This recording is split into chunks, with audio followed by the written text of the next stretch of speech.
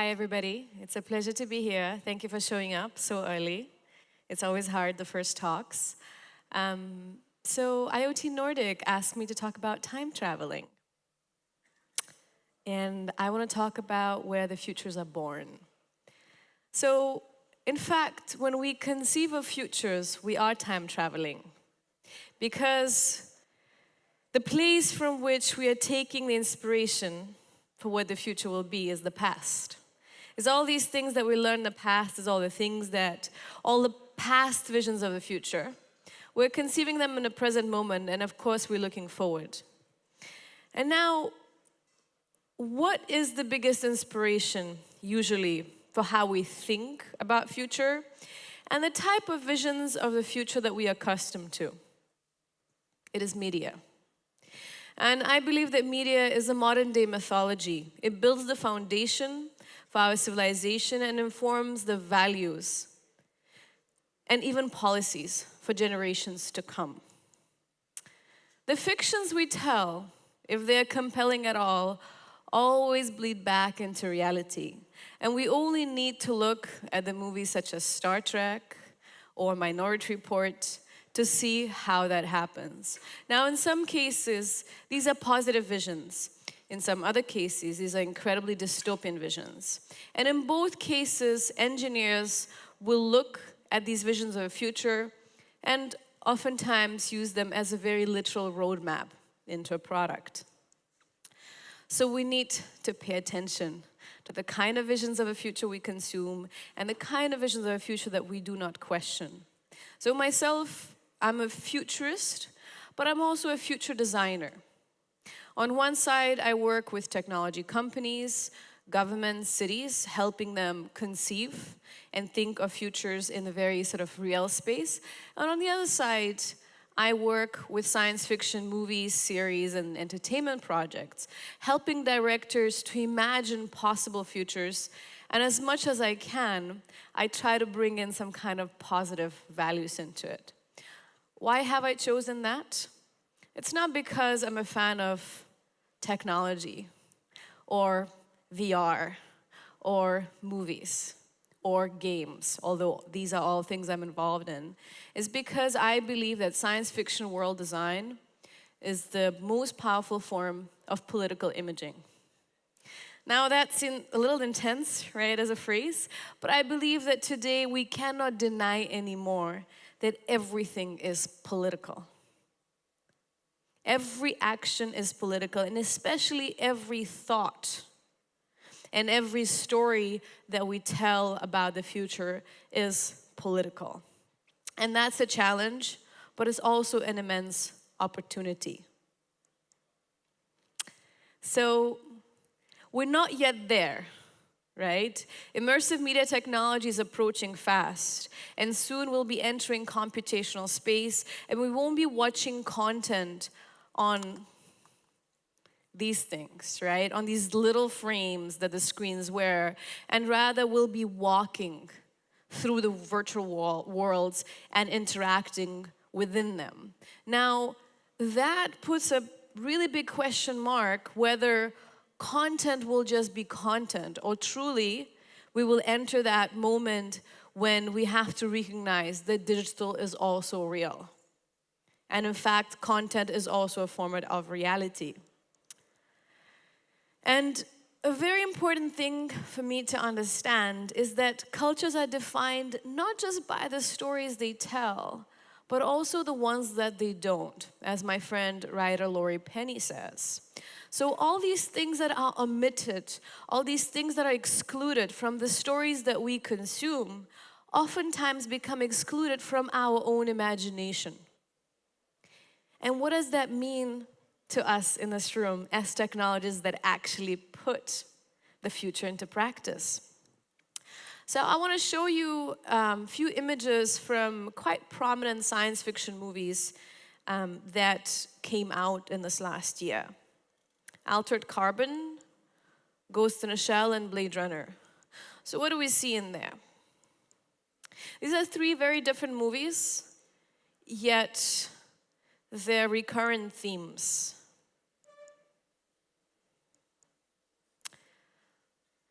What we see is cities that are incredibly polluted, where environmental thought has not just been not implemented, has been entirely forgotten.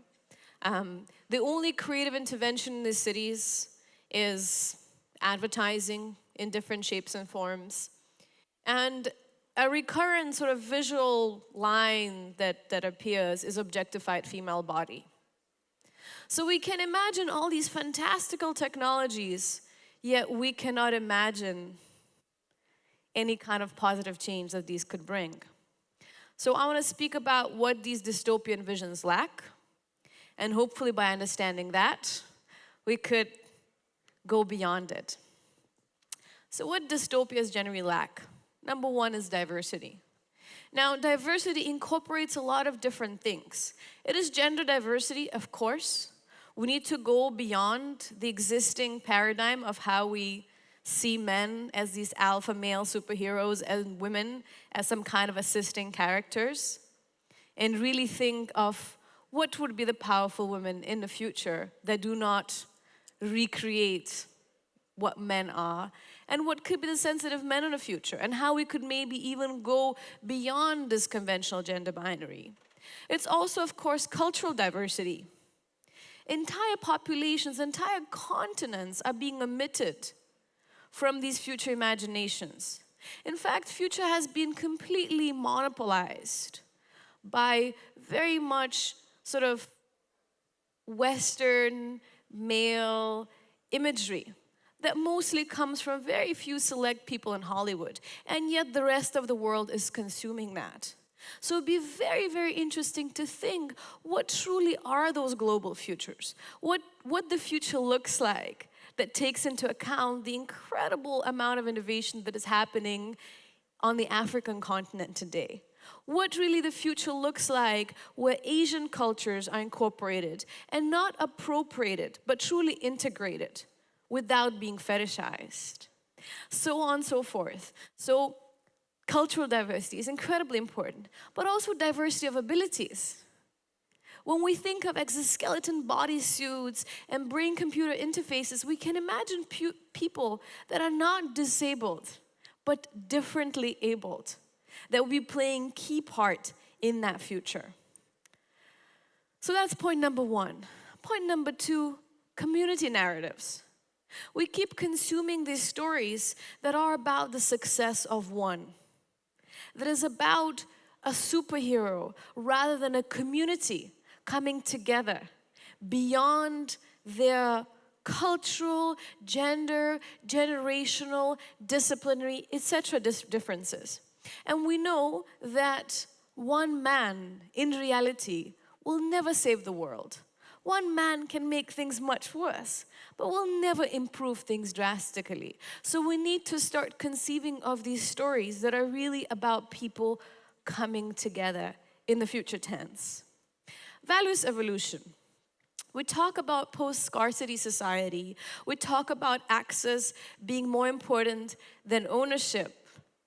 And yet, in the future content, we keep seeing this sort of late stage capitalism vision regurgitated ad nauseum. We can't imagine better. Environmental awareness. So many extraordinary things are happening right now in terms of sustainability, from developing new sustainable biodegradable materials to rewildering our nature to really rethinking how maybe we would not be building but growing our cities. So why none of that is in that mass scale public imagination? Body reimagined. Yesterday I was on a panel with Liviu, who's going to be speaking later today, who's going to be speaking about what it means to add additional senses to ourselves and being able to experience something that we could never experience with our bodies previously. So what could that mean? What it could mean when certain body parts become replaceable, when we can change and modify ourselves. How it would change the way we think of what is beautiful, what is attractive, what is desirable. And then another key point for me, ritual and spirituality. Ian mentioned that I'm a digital nomad. I travel everywhere around the world, and although I was born in Europe, today I spend most of my time in the global south. Ritual and spirituality in most of the world is an incredibly important part of our lives. So how could we think in that future tense that technology could be participating in expanding spirituality and allowing us to experience it in new ways that is not in the context of formative book religions? And then the last point that is truly the dearest for myself is creativity, youth, and street culture. Again, we saw these cities with holograms and projection mapping, etc. Yet it's always used only for advertising and marketing purposes. However, if you look what's happening in the real world today, mural festivals, projection mapping festivals, creative technology festivals are popping everywhere around the world. And not just in Montreal and London, but in Casablanca and Rio de Janeiro and Johannesburg as well. And sometimes actually they're even much more interesting in those places. So how could we think the way the technologies we are creating would not just be used for nefarious military industrial complex purposes, would not just be used to solve practical problems, but also to inspire people and to make our lives in our cities not just more convenient or more connected, but actually more enjoyable, more magical, more joyful. So all these points really lead me to this equation. Technological progress without humanitarian evolution always equals dystopian future. If we just think of this incremental innovation, that is not enough. We have to think how our humanity grows with the technologies that we're developing. As a futurist, the moment people become aware of what I do, everybody wants to ask me a question. Be it a chef or a coder or a fashion designer or somebody working in agriculture, they all want to know, what is the future for me? But the truth is, there are no answers, only choices. Of course, to do the work that I do, I look a lot at what's happening on a global scale. But most of the time, what we see is tendencies that actually are quite depressing. And so we actually have to bring it back and think, how do we don't just follow what is happening, but how we can shape it. And we shape these things with every choice that we are making every day.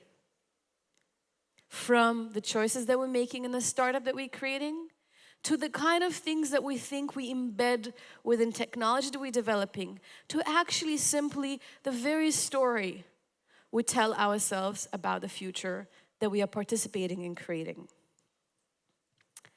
And so the two very important points for me there is that nostalgia is poison, but so is techno-fetishism.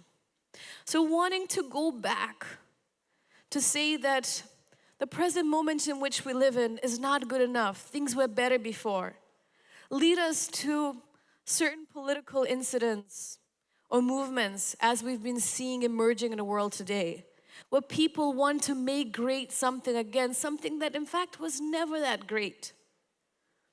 When we want to just backtrack and go back, we're not living in reality. We're just sort of receding into our own bubble. But at the same time, when you want to deny all the achievements of the past, or when you stop looking into what is the world that we live in the present, which most of the time is living in multiple centuries at a time and negotiating these different levels of development or advancement. We become obsessed with techno-fetishism. We become obsessed with the gadgets, but innovation is not a gadget.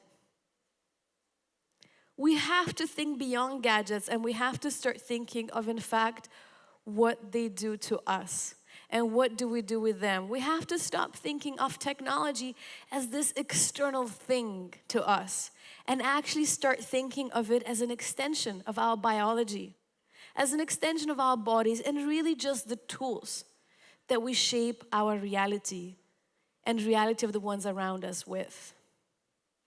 So for me, the real challenge today is to imagine a future that has hope in it.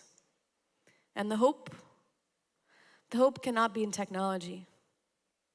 AI or blockchain or VR is not going to be that magic pill that we're going to take in and swallow and enter the paradigm shift. VR is not the thing that is going to create empathy. VR is an incredible tool for mind manipulation. AI is an incredible tool to find solutions or to subvert democracies.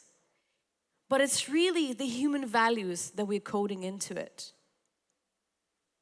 So here I want to quote a friend of mine, Indian innovator Manvendra Singh Shekhawat. And he says, "I want to marry heritage diversity and human potential, create sustainable ecosystems that celebrate life and learning, curiosity and creation, uniqueness and interaction. I want to participate in creating the future vision that is equally forward-looking and responsible." And I love what he says with it, because he doesn't see things as dualities, but actually as something that comes in together. Uniqueness and interaction, curiosity and creation. Being forward-looking, yet responsible. I truly believe there is a way to bridge past and future with grace and without resorting to nostalgia or erasing the heritage entirely. And so finally, very recently, I think in the media there's an example that shows us a little bit of a path to a different future that we can imagine. And that is the world design of Wakanda at the Black Panther. I'm a little biased. The production designer is a friend. I love her work. But nevertheless, I think it's an extraordinary piece of work that really takes a clear departure to the kind of futures that we've mostly been consuming. So let's look at the Wakanda. We see the skyscrapers, yes, but they're not just these nameless, faceless skyscrapers. They are actually rooted and inspired by the African culture. We see the advanced and very developed city, and yet the pristine landscape surrounding it. We see the high level, but we also see the low level. We see the bazaar and the street and the sort of the liveliness at the ground level. And these two worlds are not being opposed. The people that live in the skyscrapers aren't the wealthy and sort of exclusive world inhabiting people. And then the people that live in the street are the poor and seedy and struggling, etc. We see, in fact, the king of Wakanda coming down to the street level and engaging with the people there. So how we could reconcile and imagine the world beyond this economic disparity, beyond the thinking that advanced technology and urbanization cannot coexist with environmental thought. And we also see a world where advancement in technology has not erased the celebration of life and culture. And here, we see this sort of futuristic spacecraft whilst people are in a traditional ceremony on the pristine preserved waterfall just outside the main city. And so I believe that creatives have a key role in designing tomorrow. Because only smart future plus creative future equals regenerative future. We know that we as humanity have been an incredibly destructive force on this planet. And so by this time, it's not enough for us to become a sustainable civilization. We have to become a regenerative intelligence. And the only way that we will reach there is if actually we marry our smartness with our creativity. And the way to do that, I think, has been outlined amazingly in Audrey Tang's manifesto. She's a digital minister of Taiwan, and she speaks how we have to shift our thinking from virtual reality to shared reality, from Internet of Things to Internet of Beings, from machine learning to collaborative learning, and from user experience to human experience. Now, how do we do that? How do we move from imagination to transformation? We really, first of all, have to ask more from our own imagination. Then we need to seek out the conversations with people from different fields, different cultures, different generations, different backgrounds. Then we need to convert these conversations into active collaborations. Collaborations that challenge not just our point of view, but really fundamentally how we do things, how we approach innovation.